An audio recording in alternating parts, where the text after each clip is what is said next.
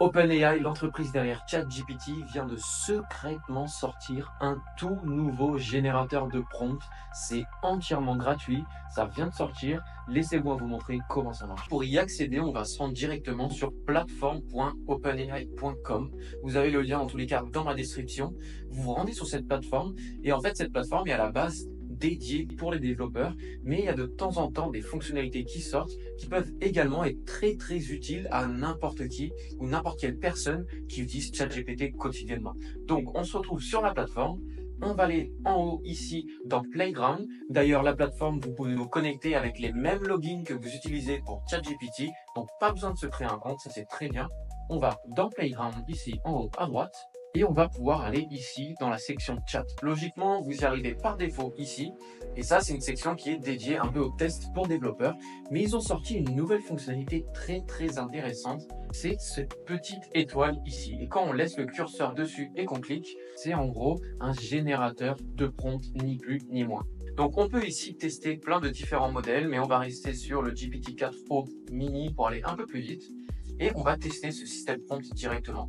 Donc ici, on peut cliquer sur Generate. Et pour récupérer des instructions, on va se rendre directement sur mes ressources où je vais aller chercher du coup le pack de prompts. Donc c'est un pack de prompts que j'ai écrit et que je vous ai mis à disposition gratuitement dans mes ressources. Donc si ça vous intéresse, vous avez juste à cliquer sur le lien dans ma description. Il y a plus d'une trentaine de prompts là-dedans. Et moi, je vais juste en prendre un au hasard. Améliorer les compétences. Alors, on va peut-être plutôt générer des idées. Voilà, ça c'est pas mal. Hop, on va tout simplement récupérer ça. Donc c'est juste un bout d'instruction, hein, si vous comprenez bien. Le prompt que je vous ai écrit dans ce pack de prompts, il est large comme ça. Moi, je vais prendre juste un bout et on va envoyer ça directement dans la plateforme pour voir un peu ce que ça donne. Donc ici, on va coller ce bout de prompt et on va cliquer sur Create.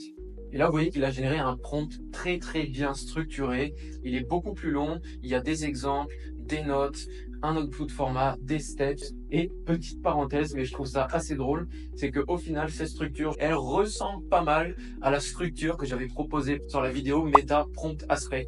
Dans cette vidéo, en fait, je vous montrais et je vous donnais l'accès gratuitement à un prompt qui était là pour optimiser vos instructions. C'est en fait un prompt qui était capable de récupérer un de vos prompts que vous avez écrit très rapidement, qui n'était pas très optimisé pour générer un prompt ultra bien structuré et ultra optimisé pour ChatGPT. D'ailleurs, si vous voulez le récupérer, je vous laisse aller faire un tour sur la vidéo ou si vous voulez directement mettre les mains dessus, il y a pareil un lien dans la description. C'est gratuit, vous pouvez aller dans mes ressources pour récupérer ça. Et du coup, ce prompt-là utilise les mêmes types de structures que ce que OpenAI nous propose maintenant, c'est-à-dire des steps, donc des étapes à suivre, un format d'output, donc un format de sortie, un template, des exemples, des notes, etc. Si vous avez vu ma vidéo Meta Prompt Aspect, vous savez très bien de quoi je parle. Donc bref, je suis assez flatté entre guillemets, on va dire, mais bon, je suis content de voir ça parce que ça me dit bien que j'étais dans la bonne voie quand j'avais écrit ce prompt. Bref, si vous voulez récupérer ce prompt, c'est dans ma description. Mais en tout cas, ici, grâce à ce nouvel outil, on va pouvoir très facilement générer des prompts de bonne qualité et ça, c'est super cool. Donc là, on va retester un peu la fonctionnalité avec quelque chose de vraiment plus vague. Donc on va écrire write a blog. Il n'y a rien de plus bête comme instruction, c'est tellement générique que ça n'a aucun sens. Mais on va voir du coup les instructions qu'il nous propose. Write a detailed engaging blog post on a specific topic. Topic sélection, identify and maintain, blabla, output format, exemple. Ok, c'est vraiment pas mal. Et vous savez quoi? On va aller un peu plus loin quand même. Write a blog about future of AI. Et donc là, ce que je vous propose de faire, c'est qu'on va aller se rendre sur ChatGPT directement. Donc en fait, là, ce que vous pourriez faire ici, c'est copier ce prompt en entier et le mettre en bas. Sauf que je vous arrête tout de suite ici. Si vous n'êtes pas développeur, que vous avez jamais utilisé plateforme.openai, sachez que ce n'est pas gratuit, forcément. C'est pour les développeurs, donc c'est-à-dire que c'est une plateforme qui est dédiée pour mettre à disposition les services de ChatGPT, d'OpenAI plus généralement, pour créer des applications. Donc du coup, on paye à l'usage. On parle de 0,01 centime. Mais bref, si vous n'avez pas mis votre carte bleue et que vous n'avez pas de crédit là-dessus, vous ne pourrez pas utiliser cette fonctionnalité ici.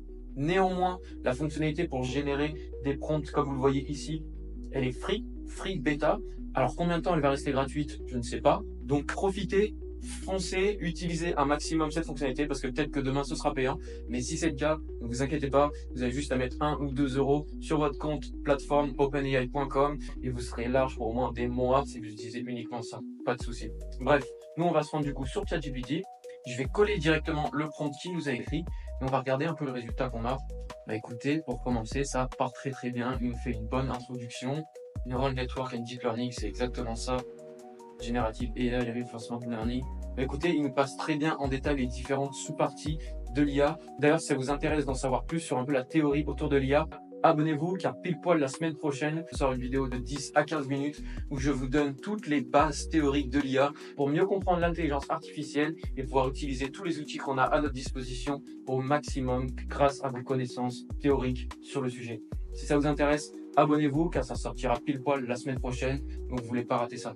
Et du coup, on a notre blog qui est extrêmement bien écrit. Bon, je vais pas lire l'article de blog en entier. En tout cas, à première vue, quand je lis les titres, ça m'a l'air très bien structuré, ça m'a l'air excellent.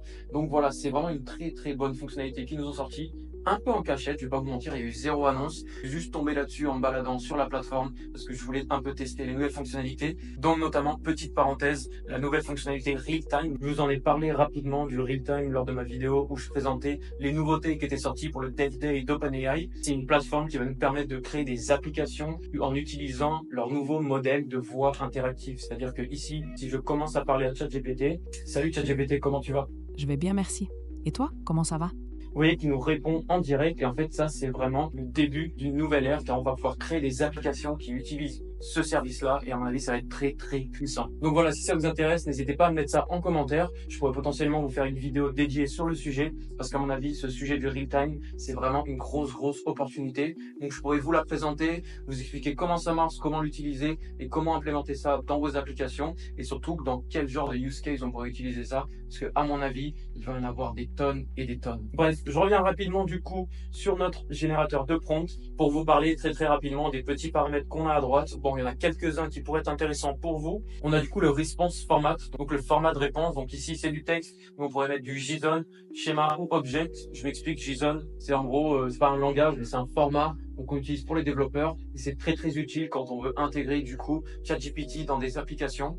Ensuite, on a la température. La température, ça contrôle à quel point ChatGPT va être aléatoire dans ses réponses. Donc voilà, ça c'est la température. Si vous voulez que ChatGPT soit hyper constante, c'est-à-dire que pour la même question, il répond la même chose exactement, vous mettez ça à 0. Vous voulez qu'il soit créatif, vous mettez ça à 2. Vous avez compris. Et ensuite, les autres paramètres, c'est pas très intéressant pour l'instant. Donc voilà, si vous voulez un peu trifouiller les paramètres, je vous laisse aller là-dessus. Et en tout cas, je vous laisse vraiment aller tester ce nouveau générateur de prompts car c'est vraiment une dinguerie qu'ils nous ont sorti. Et je suis un peu deg entre guillemets parce que ça remplace du coup le MetaPrompt Aspect que j'ai mis très longtemps à faire. Une fois de plus, si vous voulez voir de quoi il s'agit, je vous laisse aller récupérer dans ma description, dans mes ressources, ou aller faire un petit tour sur ma vidéo, ça pourrait être très instructif pour vous. Voilà, bref, c'est déjà la fin de cette vidéo. Je vais vous montrer ça très rapidement parce que je suis tombé dessus et je me suis dit, en fait, c'est une dinguerie, ils en ont pas parlé, il fallait absolument que j'en parle sur ma chaîne. Donc voilà, c'est fait. En tout cas, j'espère que cette vidéo t'a plu. Si c'est le cas, n'hésite pas à lâcher un petit like et à t'abonner pour ne pas rater mes prochaines vidéos. Je partage beaucoup de news sur l'IA, de tutoriels et comment se lancer dans le business de l'IA comme j'ai fait. Donc voilà, n'oublie pas de t'abonner. Merci encore une fois d'avoir regardé cette vidéo et on se revoit très bientôt. Salut!